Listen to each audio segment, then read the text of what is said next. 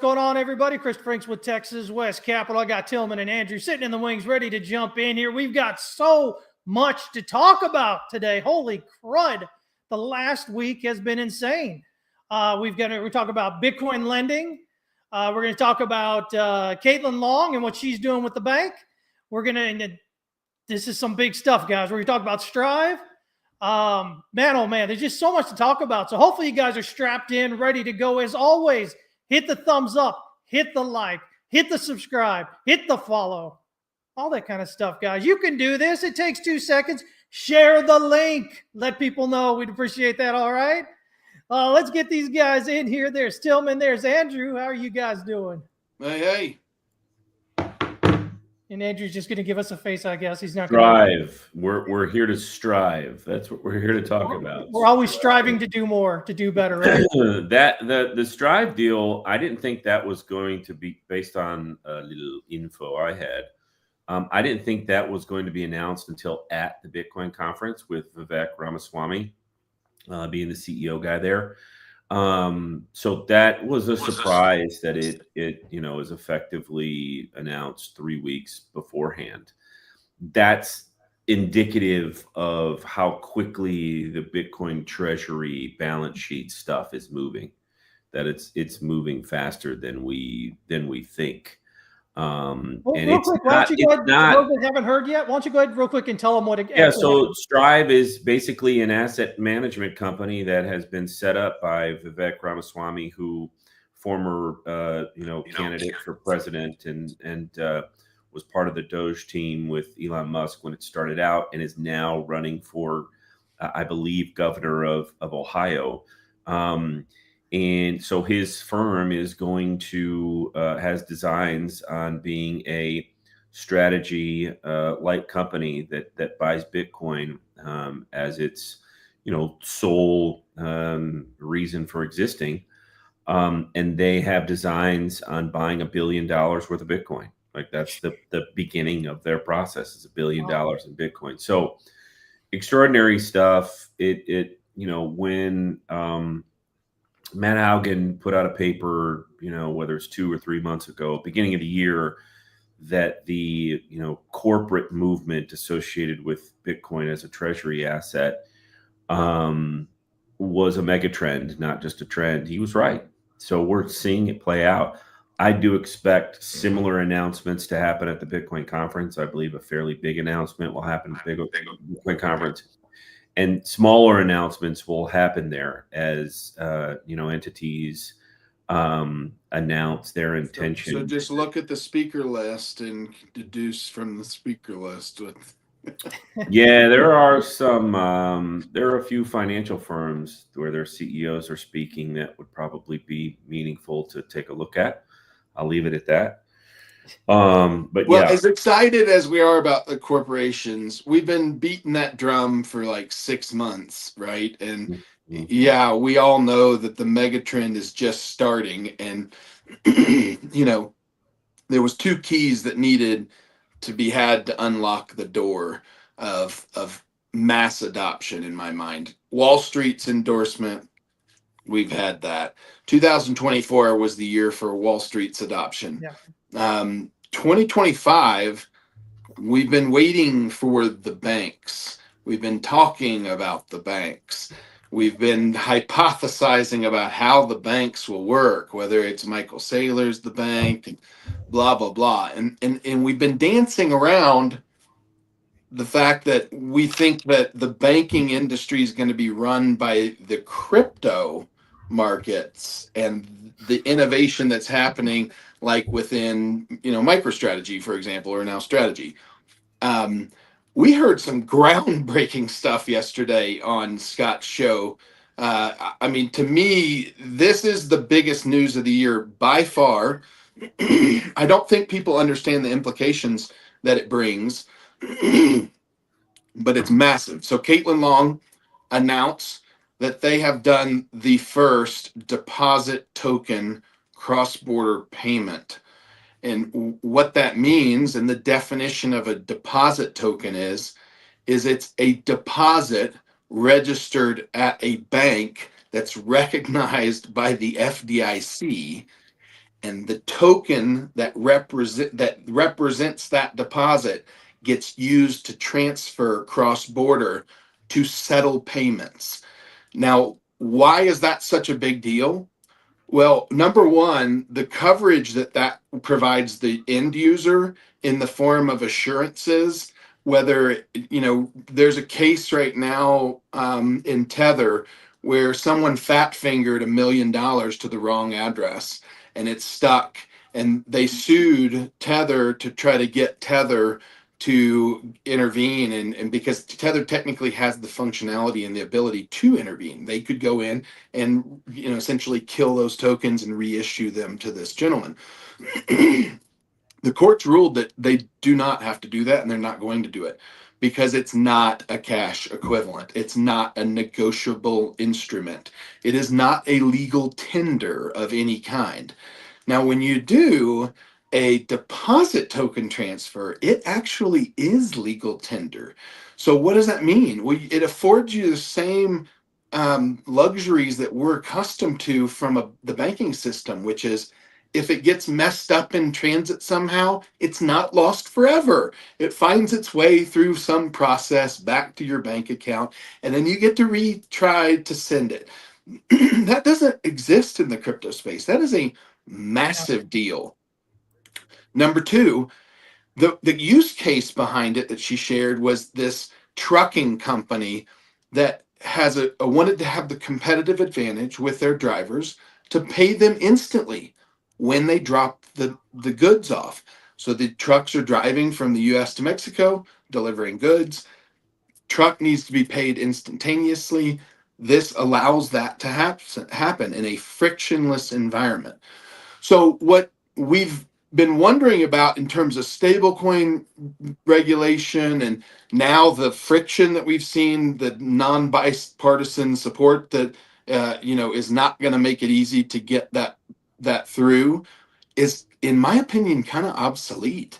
We don't need a stable coin. Why do we not need a stable coin? Because we got the US dollar that can now be digitized between banks from anywhere in the world to anywhere in the world. And if our government is smart, they're going to see this as the largest banking innovation that's ever taken place in the history of mankind. And they will go to Caitlin and they will say, Caitlin, how do we do this with every single bank in the country? And how do we make this easily accessible to every human being in the United States specifically? Because what that allows us to now do is to dominate the world's banking scene, which puts the dollar back into dominance. And that is a bipartisan issue that we can all get behind, is like, we want a strong dollar. This makes the dollar strong on the back of blockchain technology without all of the problems that exist with any other solution that you propose, including Ripple's solution through, XRP. So this is like the in my opinion, the best integration that we could hope for. And now they've done it. And they did it with regulatory approval and oversight. So it wasn't like they did it way back when they had to do it under the cover of darkness in a hypothetical manner. This was a real business that wanted to prove the use case. They used a patented process to prove that use case, and they pulled it off with flying colors. That, to me, is equally as important, if not more important, than what Michael Saylor has figured out as it pertains to raising debt capital on the back of equity convertible notes and then pumping that into Bitcoin. Why? Well, because it brings users in a way that we've only hoped of. It brings users in the retail space in groves. Every person that sends money to family members outside of this country will be affected instantly in the form of massive fee reductions, instant settlement. Every business that has employees in other countries instantly impacted, massive adoption rates. And what it does from like, I got into blockchain and specifically Bitcoin because it democratized access to a financial network that it didn't matter where you were on the planet. You could contribute to the network, you could be a part of the system, and you could gather the benefits therein. The same thing was now what Caitlin has been able to accomplish in the fact that every person that's unbanked can be paid in deposit tokens, set up an app on their phone through a bank, and deposit those deposit tokens in and instantly convert them to any fiat that they want. And like it's now a global payment system, bank to bank, that's covered, and it's a SWIFT replacement. It's an XRP replacement in terms of cross-border payments and that whole thesis. And it's also a stable coin replacement. And it already has regulatory approval because it's the banking system. So there's really no regulatory, approval that needs to take place. It would be bipartisanly supported, and it's better for the end user because now we have all the conveniences and the coverage that banks provide. This is massive, guys. This is everything. Well, and so what I assume then, since it's that big a competitor to Swift, I imagine Swift has got to be, fighting back against this, because Swift is the, de facto cross border payment system, throughout the world. And so, I guess the question becomes, how long does it take enough banks to really kind of jump on board with this? You can fight it, but you can't really fight it because it can be implemented inside of the banks currently with no, it's already ready to go in the fact that the banks don't need permission to do this, right? Yeah. So the banks don't need permission. So if you're a bank and you want to stand out, why wouldn't you adopt it? It's no different than the thing that we're talking about with like kind of the corporations finding this, this hyper trend. It's going to be a hyper trend because it gives you that big of a competitive advantage. If you want to move money cross border, why wouldn't you do this if you own a bank? Like it's a no-brainer. You're not going to be able to stop it because free markets are going to demand it. It's no different than going, well, Blockbuster is mad because people don't want to drive to our stores to pick up the cassette tapes anymore, and they just want to sit at home and download them through Netflix. Tough. That's what the users are going to want to use, Yeah, there's a reason. There's a reason that Caitlin Long has, lived up to her surname, let's call it, because she's gutted it out for years and years and years in the industry, fighting against the biggest giants in finance, the Fed and the banking system. Well, now we know why. She has a patent on this. And so this is an enormous development. It's the first time it's been used in a meaningful way. It took 7 years to develop. So this is the first time we've seen it. But so I think she's doing an appearance with American Banker later this week. Understand that this is a huge deal in banking. It's not making the ripple effects that it should here in crypto, but it should. But for an example, American Banker is a very, very large publication on the finance side. They're connected with a group that also runs wealthmanagement.com. I used to be in that space as it relates to wealth management and finance. So I know how big those publications are. So yeah. It's going to grab a lot of eyeballs. It's going to make people sit up and take notice. And it's going to be used. Yeah, I guarantee it's going to be used. There isn't any chance in the world that banks don't line up at her doorstep going, "Please help us integrate this." Yeah, it's a really big deal. Caitlin she's a standout in the space, no doubt about it. To that end, our company, again, doing some big things at the Bitcoin conference. We're going to host a private Q&A with her and Scott Melker.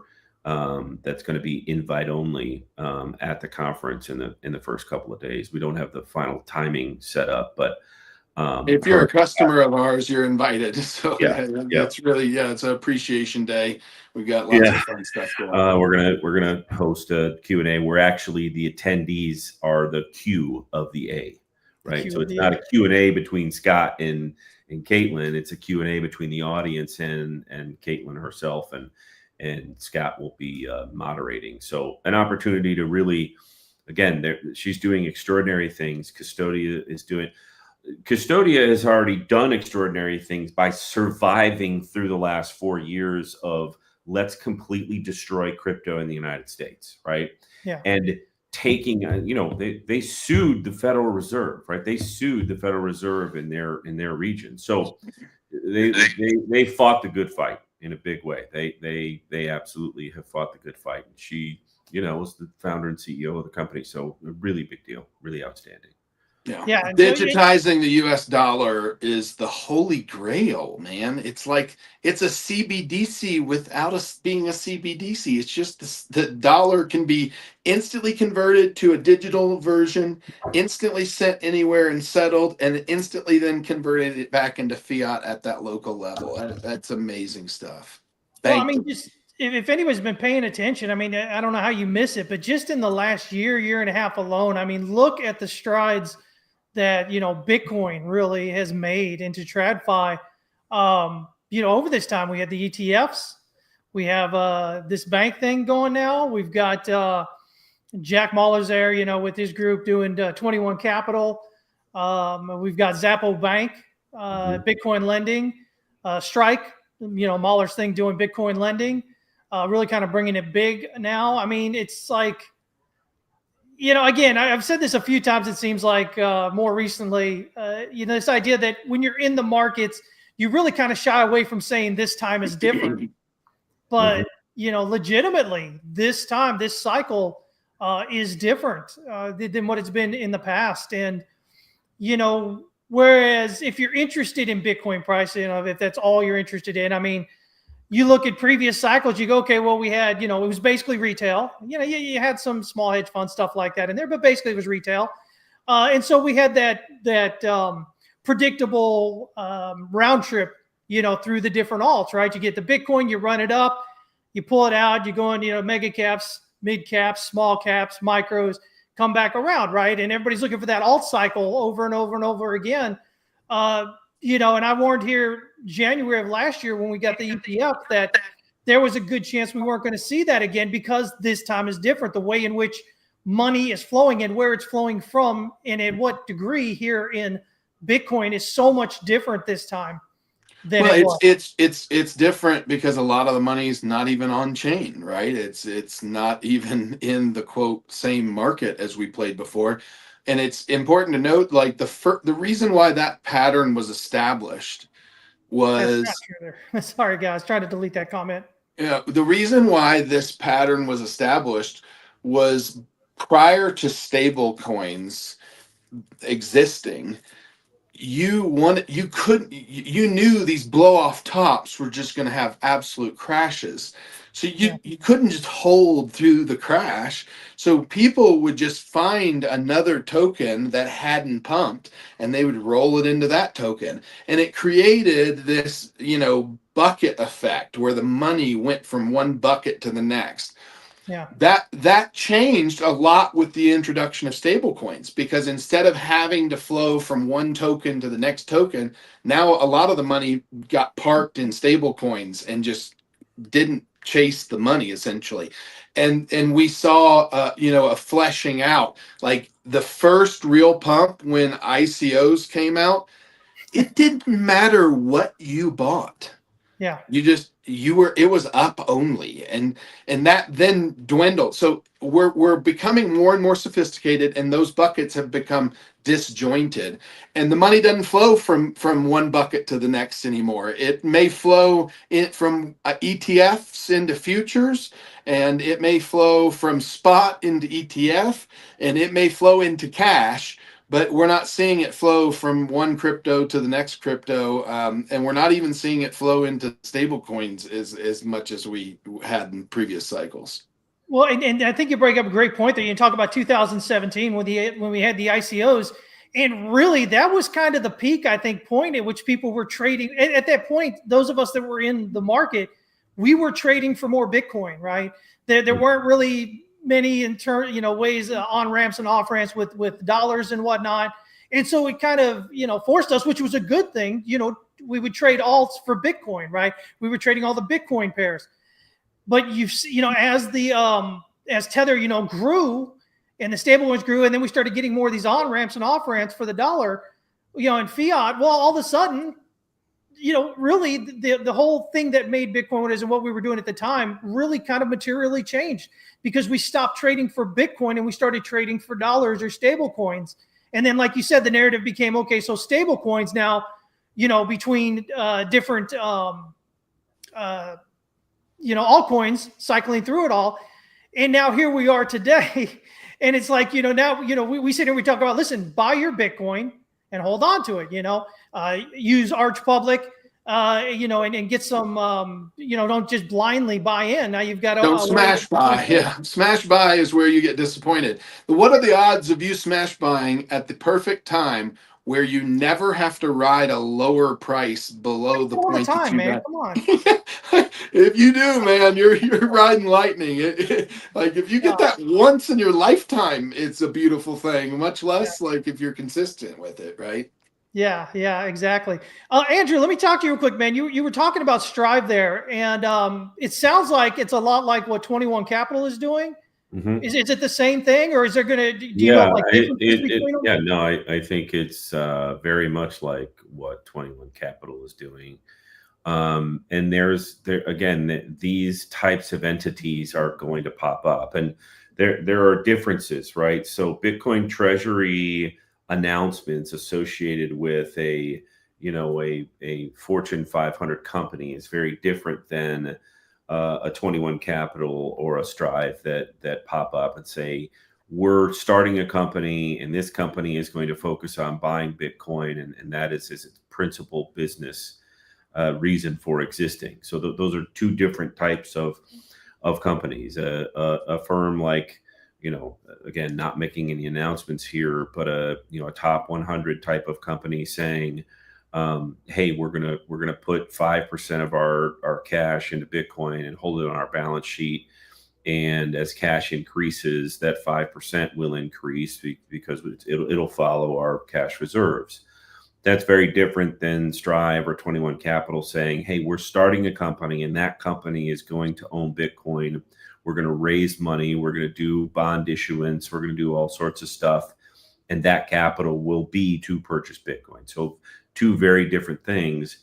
But as it relates to, the average person owning Bitcoin, again, you have this increased competition for Bitcoin, right? So you've got $1 billion over here. You've got, I think the 21 Capital, they didn't even announce $1 billion to start out with. It was like 500 million or 800 million or whatever the number was, but it will grow. And then of course you had Strategy last week say, we're going to raise another $84 billion to buy Bitcoin. It's just nuts, just absolutely nuts. Crazy.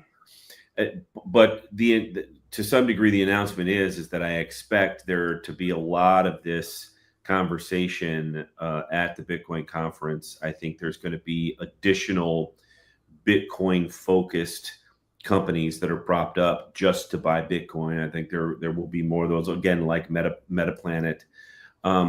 And then I also think there is going to be, a couple of larger announcements. And so, last year was about what I would call just regulatory architecture and the move away from, regulatory headwinds and moving into tailwinds, right? And you had massive political figures and the most well-known person on the planet, Donald Trump, speaking at the conference. This year, I think it's going to be about adoption, and adoption being ownership.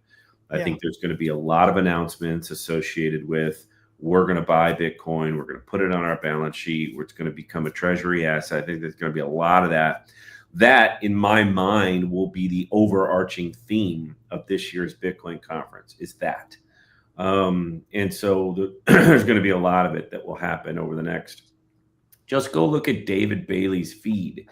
David Bailey, 3 or 4 times a week puts out a one-word post that says, wow, or incredible, or just you wait, which is 3 words, not one. But, every time that he's doing that, there's another company that's going to announce something or working through a process where they're going to, add Bitcoin to their balance sheet. It's not just some guy who called them and say, hey, I finally took your advice. I'm going to buy 3 Bitcoin tomorrow. It's not why he's putting out those types of tweets. It has to do with corporate adoption. Yeah, so Fibbo's got a great question here, and I've seen this kind of been, thrown around here lately, which I think is why Fibbo's asking it. But he says, do you guys think most of strategy has paper IOU Bitcoin, or is it actually held somewhere? I've heard that it's cold storage with multi-sig wallets with Fidelity and Coinbase. That was my understanding. And so it wouldn't surprise me if there's a process whereby which Coinbase, is OTC acquiring it, holding it, clearing it as kind of a custodian, and then putting it into cold storage, whereby which there's some triage of dual, multi-sig wallet functionality that's governing it. That's the way it was described by somebody that I would trust. Yeah, and that's what I was led to understand as well. Is that I didn't know about Fidelity, but I did. I was believe it was Coinbase, that was holding it. And the reason why we don't see a lot of pumping when it happens is because Coinbase custodies a hell of a lot of Bitcoin, and all it has to do, basically, is just move it. It's all in the thing, right? And so it's not like it has to go through the exchange and back out and whatnot. So just so the audience knows, and it's important to get this on the record about Fibbo. He did mention in the comments here that his favorite singer is Taylor Swift. I want to make sure the audience knows that Fibbo's favorite music of choice is he's a Swiftie. It makes sense, I guess. It makes sense, given his commentary and the kind of posts he put out. Taylor is a Swiftie. So Fibbo is a Swiftie. So in terms of strategy, it would be the world's largest and greatest rug pull ever for a company that owns 500 and nearly 70,000 Bitcoin at this point, for it to somehow be paper and be smoke and mirrors. And so but I've heard the same as Tillman has heard, that it's a cold storage type of deal. So guys, we're just a couple of years into this, not even a couple of years into this big change, as I was mentioning earlier. And when I think about it, it's so weird to consider just how much.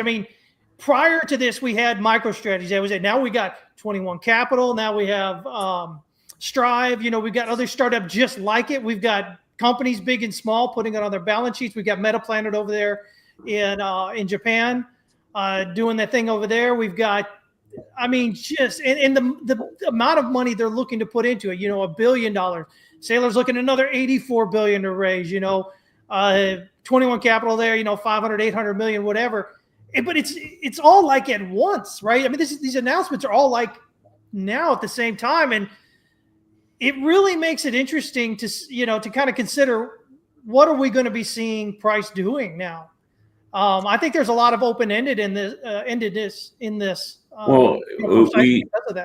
that kind of question is often asked, what price should be doing, and it ignores the question of what has price not done.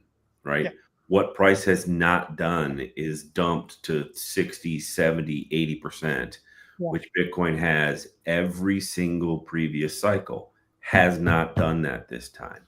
In fact, got down to 74, and everybody thinks, well, maybe, we're going to catch a 40% downside that we finally, that kind of feels a little bit more like, previous cycles.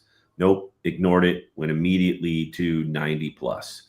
And I think from 74 to where we are now at 96.5, that's better than a 30% run up in less than a month. And so to me, that's the story here, is what has Bitcoin price not done, and it has not dumped in a meaningful way. And so it's built a base. And again, it's extraordinary to say that it's built a base in the mid 80s to mid 90s. And it's just bumped along, just like last summer it did, bumped along, in the 50s and 60s, and then explosion, right? So I think that's what we're in store for. Where do we go, once we go beyond 125? I know what my prediction is, but you can't, my thesis continues, and it will stay this way until we get beyond this point. If Larry Fink is saying it's going beyond 500, he believes it's going beyond 500 and will do everything in his power to help it get beyond 500, right? So, that's my thesis, right? I think alpha is a cost plus game. And what I mean by that is capital has an opportunity cost to it. If you're sitting on cash, you're losing money, and there's lots of opportunities to choose from as to where you put that money to try to outstrip inflation and to put a positive, growth curve in your pocket. And big capital has now seen Bitcoin as a tremendous tool in this area. And so when I think about previous cycles, I look at it completely different this time. And here's what I look at it like.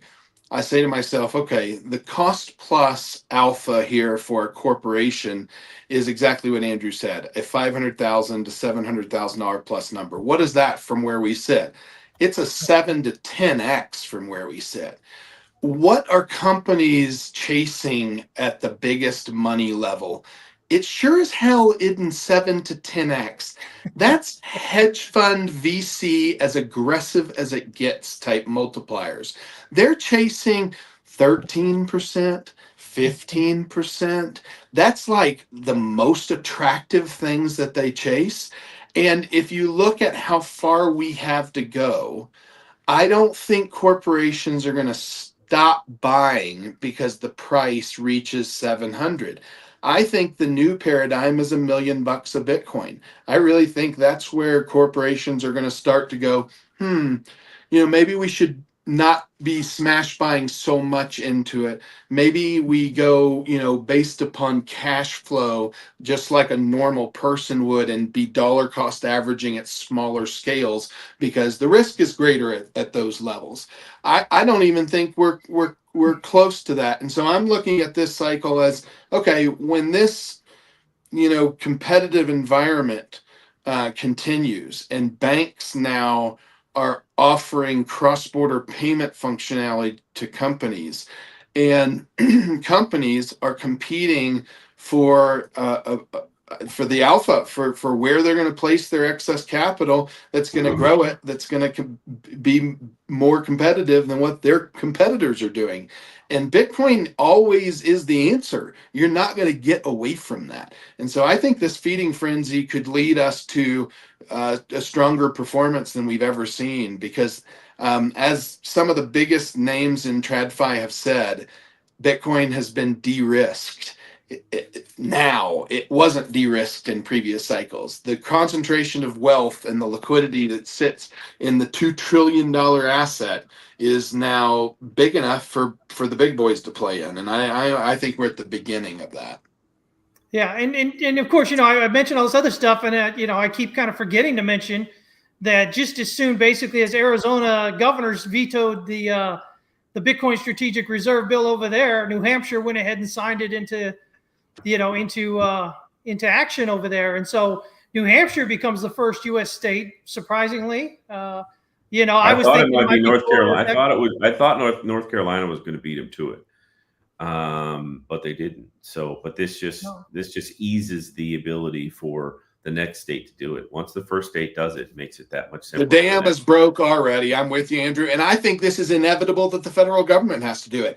The federal government's not going to sit back and watch states get rich without them getting rich with them. And that's what happens. It's like no different than, I don't know about you guys, but I had friends that owned Bitcoin before me. And watching them get rich was a real reason why I was like, hey, I probably should look at this. Like, they weren't rich before they started talking about Bitcoin, and now they're driving Lambos. Let's figure out what's going on here. So the same thing on the state level, same thing on every governmental level, like the cat's out of the bag. And I think this, again, like the, the banking situation, the dam's broke, and this is the beginning of something that is going to be huge. I mean, absolutely massive.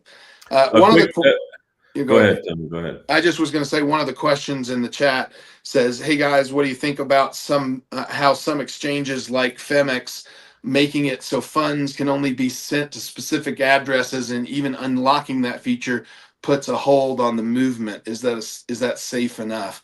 I'm gonna be honest with you. I that scares me when I hear an exchange limiting my ability to send money out.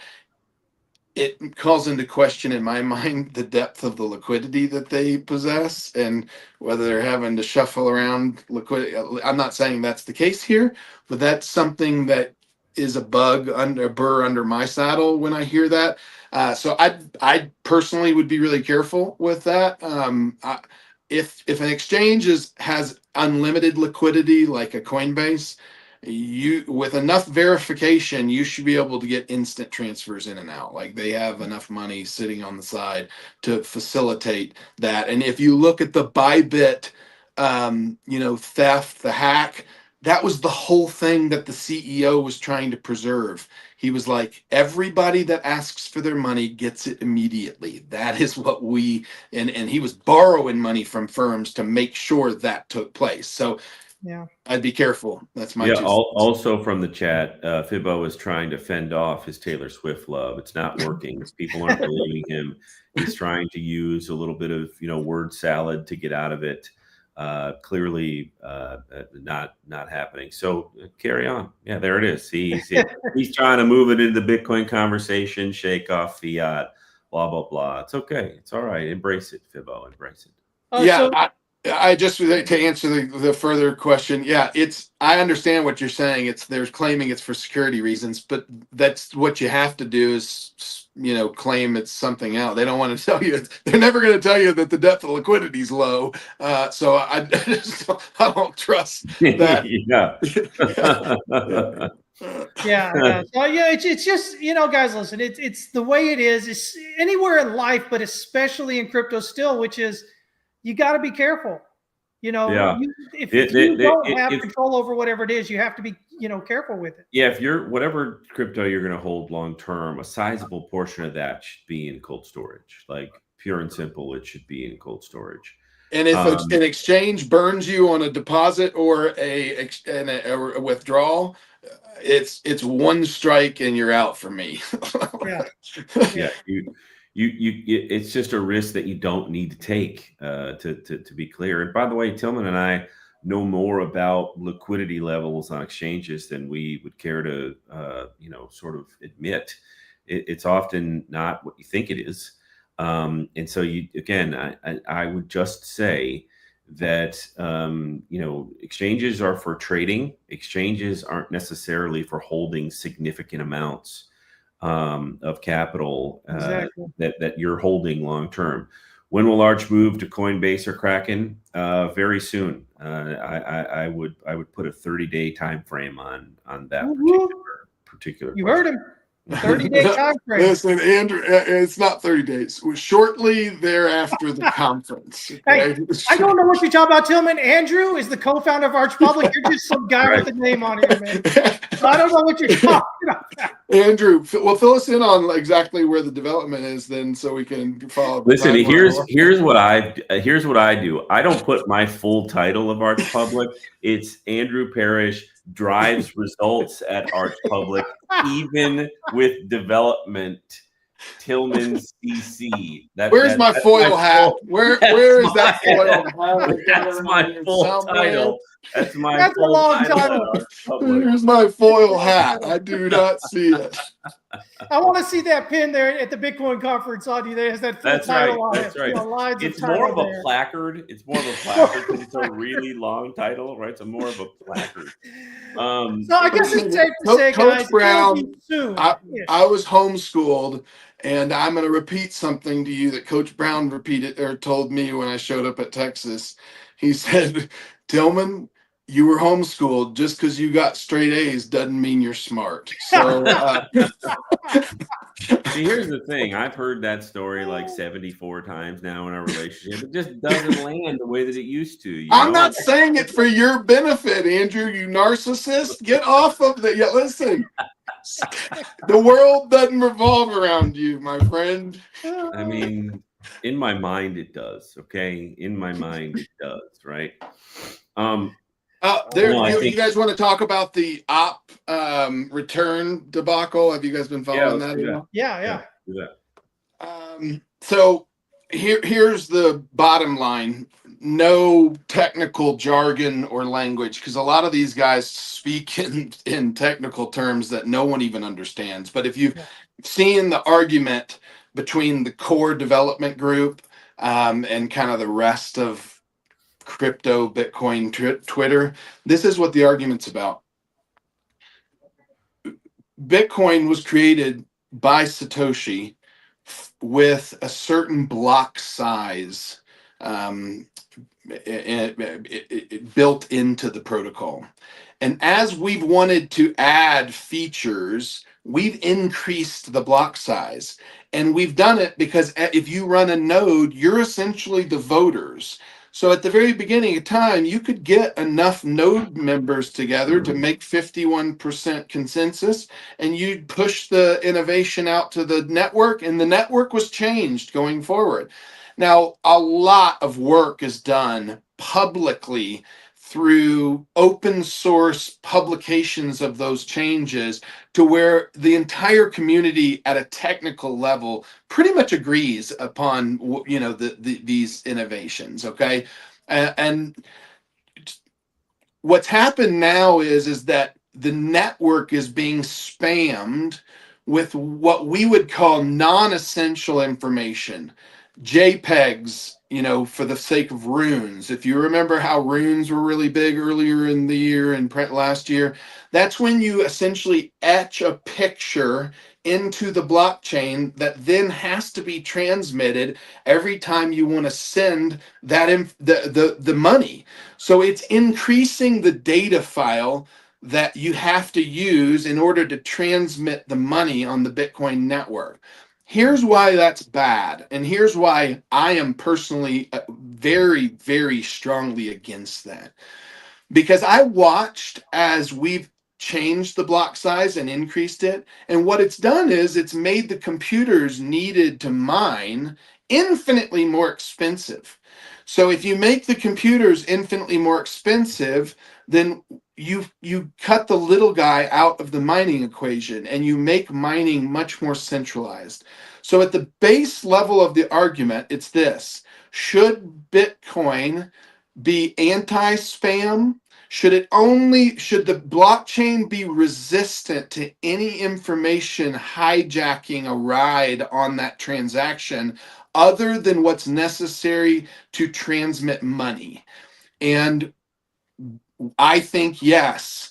A lot of developers, the core developers specifically, don't they want runes because it's a money grab. They want to be able to transmit all sorts of goofy stuff. The problem with that is that the more you let that happen, the more centralized the mining efforts become, and that's not good for the network. So to stick with the original thesis that Satoshi set out with, he wanted miners to be as decentralized as possible. This is a network that's owned by the people for the people, not owned by the supercomputer owners for the supercomputer owners. So that's what the whole argument is. Is this the point where we bring back the conversation from 2024 when we just kind of mentioned this idea that, you know, listen, if BlackRock controls enough Bitcoin, you know, maybe they branch it off and they've got the big marketing arm and they say, this is the real Bitcoin now. And it does. It's already happened. And as we all know, because we're all old enough to know this, history repeats itself. Bitcoin Cash all that money used to be called Bitcoin. Yep. And those people decided, we don't like the way Bitcoin's run, so we're going to fork this. And they took all the money that they could muster off of the Bitcoin chain and pushed it onto the Bitcoin Cash chain. It's already happened. There's nothing that keeps anyone that holds Bitcoin from doing the same thing. The question is it impactful to the rest of us based upon how much Bitcoin you own? And BlackRock owns a lot. Well, they And control a lot. yeah, they control a lot. Michael Saylor controls a lot. So just those two parties, if they got together and they said, you know what, we don't like runes. We want to keep it the way that it was because that's what we bought into. They could make a very strong case for that. And there's nothing that we could do to stop them from doing it and taking their ball and going and playing at another gymnasium.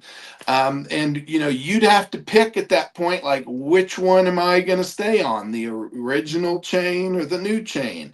There's literally nothing that keeps me from making a new Bitcoin 2.0. Fred Krueger tried to do this publicly on Twitter, but the code is open source, guys. Like, I can make the exact same Bitcoin that Satoshi made, and I can try to convince you guys that I'm a better steward of it than Satoshi, and that I deserve the 5% allocation or the 1 million tokens. If you guys think that I do, then you're going to take your money off Bitcoin and buy mine. That's essentially what we're faced with. And here's the unfortunate part.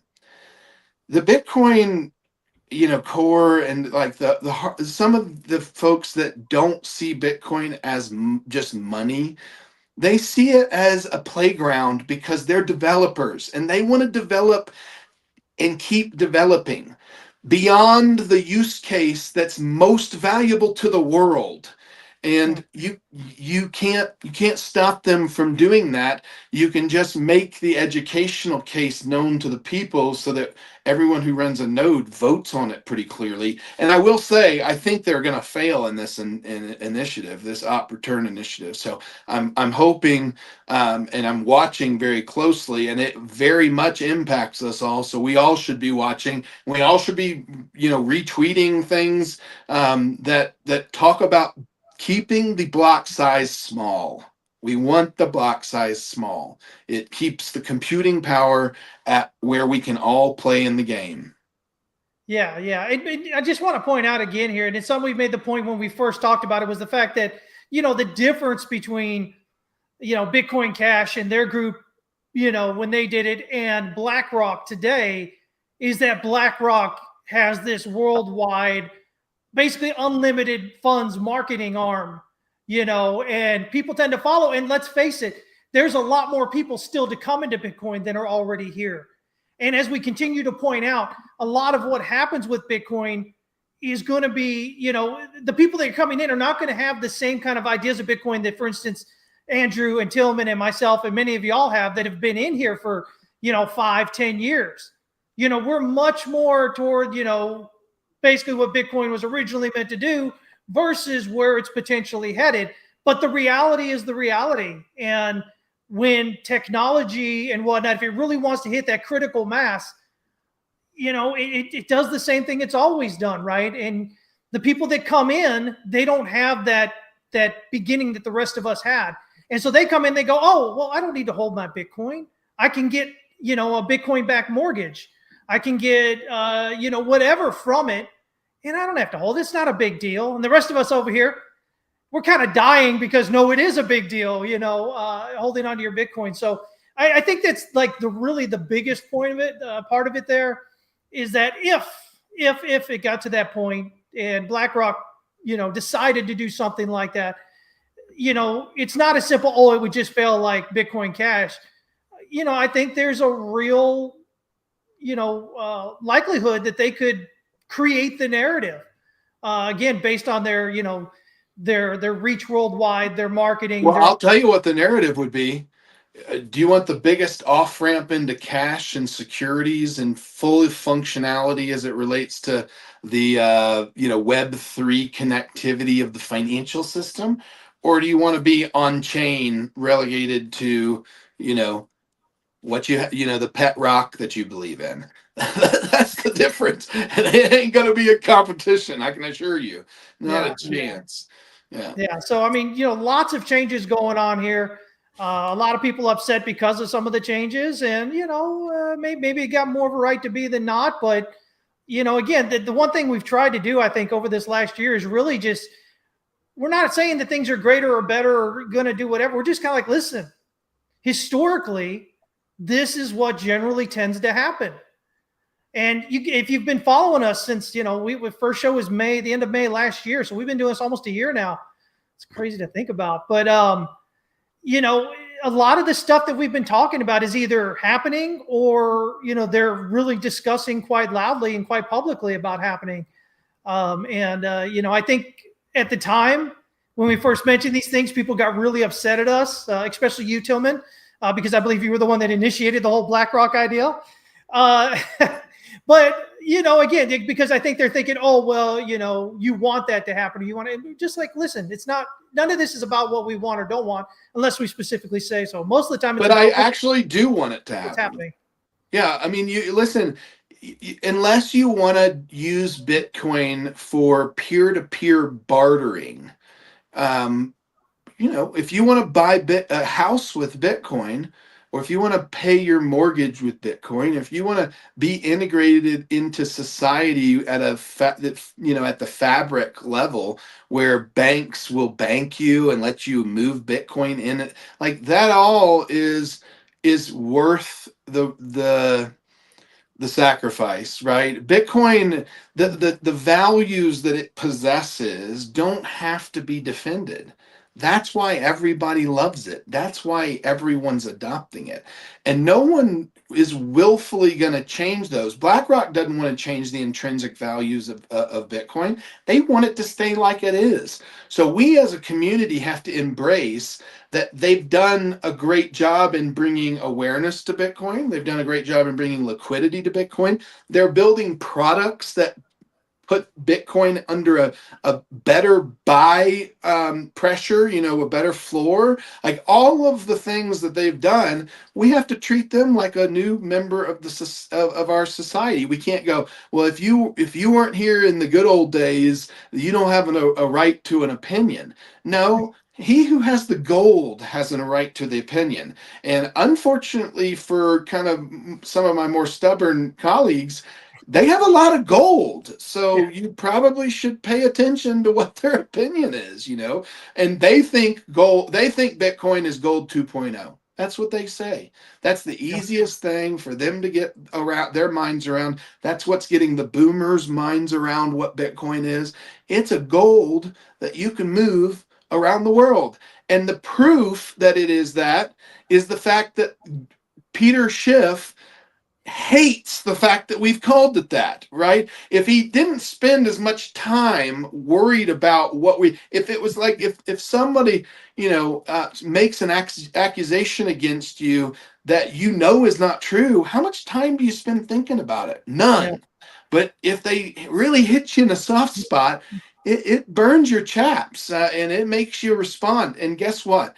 Looking at gold and being somebody who has a father who I would define as a gold bug, he's been watching it for a long, long time.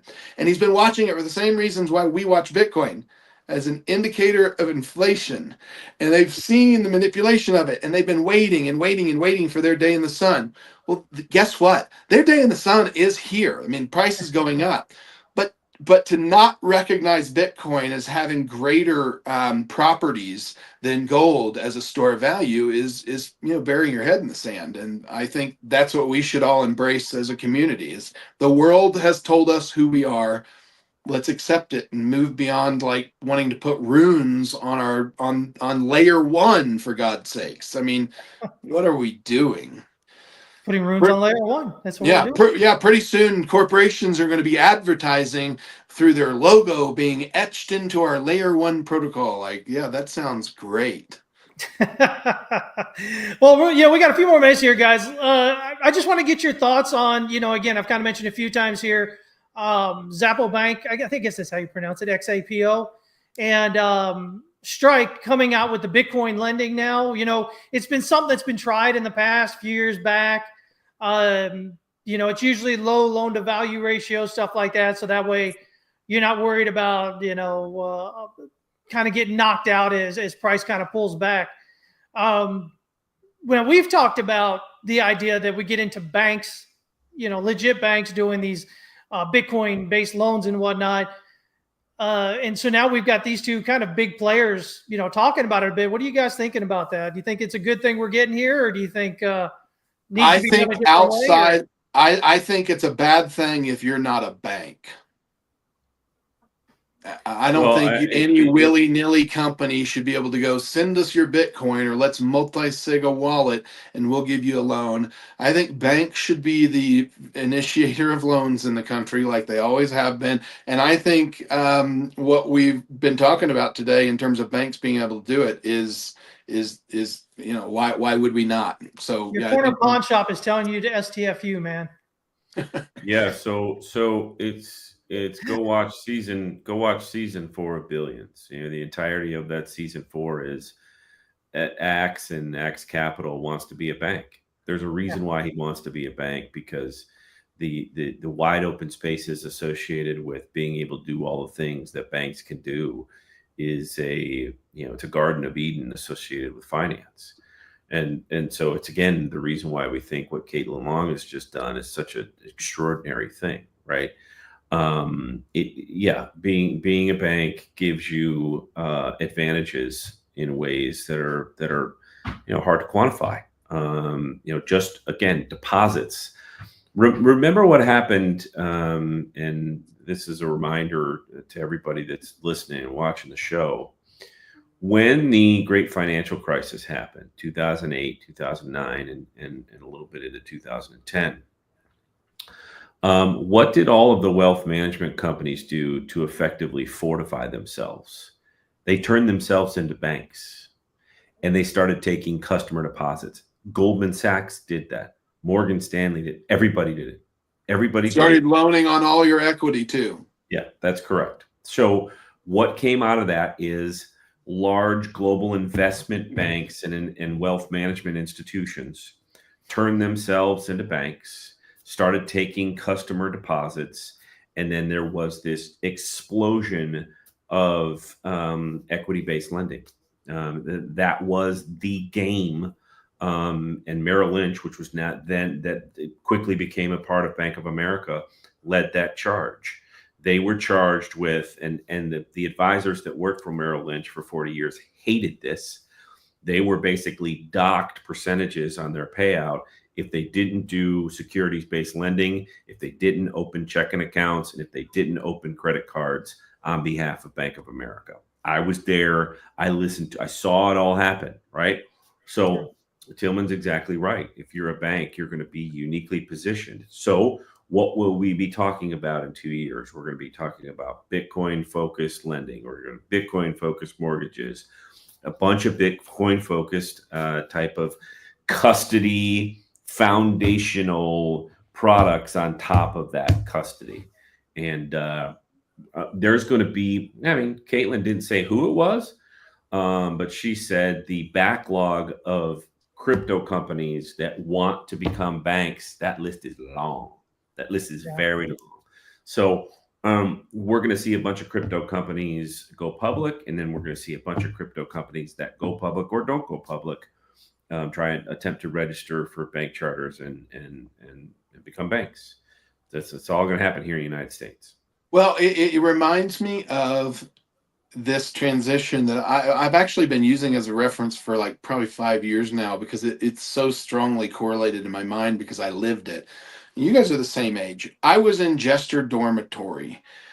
We had high-speed internet because we were in college on the campus, and all these free download, bootleg, get your music for free sites were exploding. Napster was just everywhere. And Napster, you could go and download any movie you ever wanted to watch before it came out on the theater. You could download any album that you ever wanted to listen to, and you'd go into half my friend's room and they'd have that thing full, download queue be full, never stop. And they were just building these libraries of protected intellectual property, right? And they put a stop to that, right? Because it's not good for business. It breaks down the fabric of property value and intellectual value attached to that property.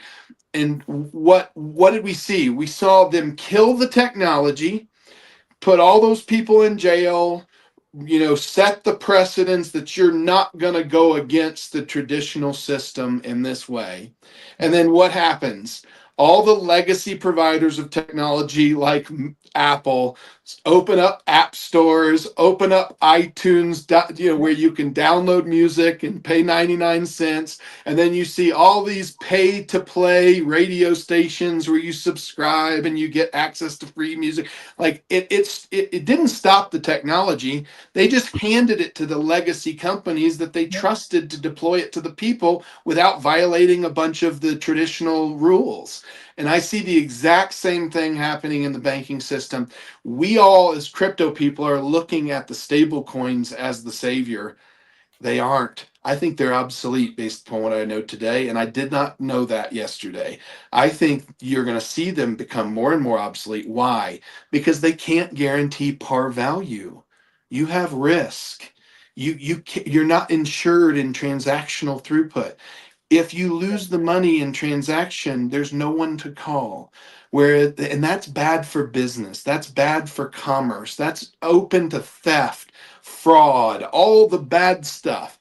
If you let the banks manage this and they have FDIC backing and they make a mistake, they just go to the courts and go, we made a mistake. And the feds go, yeah, they made a mistake. Here's some more money.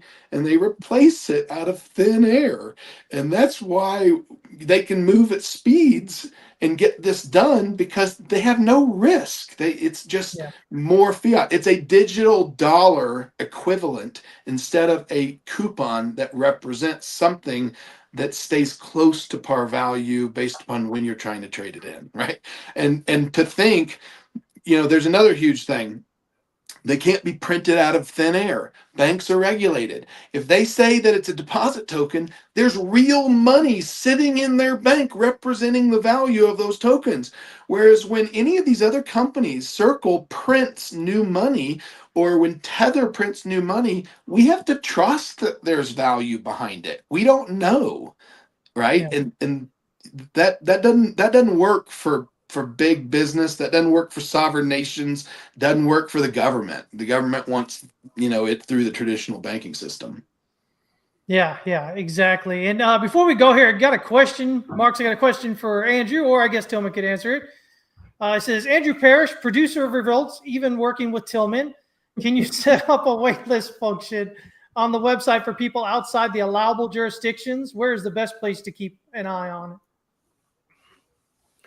I'll let Tillman answer that question. We have that. Just call one of our guys and tell them that you're interested in the software when it becomes available in their jurisdiction, and we'll notify you as soon as the exchanges, Coinbase and Kraken, will add a lot, if not kind of cover every jurisdiction. So that should be shortly after the Bitcoin conference. Bitcoin conference is May 27th through the 29th. So, middle of June into June, we should start seeing some activity on those fronts. But just let us know so that we can notify you.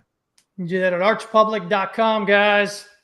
Anyway, hey, listen, man, we went through a lot today. I appreciate you guys, as always, bringing in the news and the thoughts and the ideas, making people like Mark and others, Roy, they're happy that you're expanding beyond Gemini so they can get their Canadian hooks into it.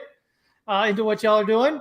As always, guys, follow these guys. You can follow Tillman there at TexasOL61 there on X, Twitter. And Andrew is AP_abacus. And of course, I am TXWest Capital there. But yeah, come on, follow us over there. We're putting news and information out there. Some things you may like, Most of you probably won't. It is what it is. But there'll be something in there that'll get you, smiling from time to time. Other than that, we'll be back next Wednesday. Yeah. Same time, 11 a.m. Central, 12 p.m. Eastern, just a couple of weeks before the Bitcoin conference. So hopefully y'all will join in with us there. Do us a favor, hit the like, hit the thumbs up, hit the subscribe, follow, share the link, guys. Share the link. Get it out there so other people see, this show as well. Thanks, Chris. It. Hey, man, I appreciate y'all. As always, remember, the only thing you control is how much you lose. So please keep working on that risk management, not just in trading, but in life, folks, in life. And we'll catch y'all in a week. Take care, everybody.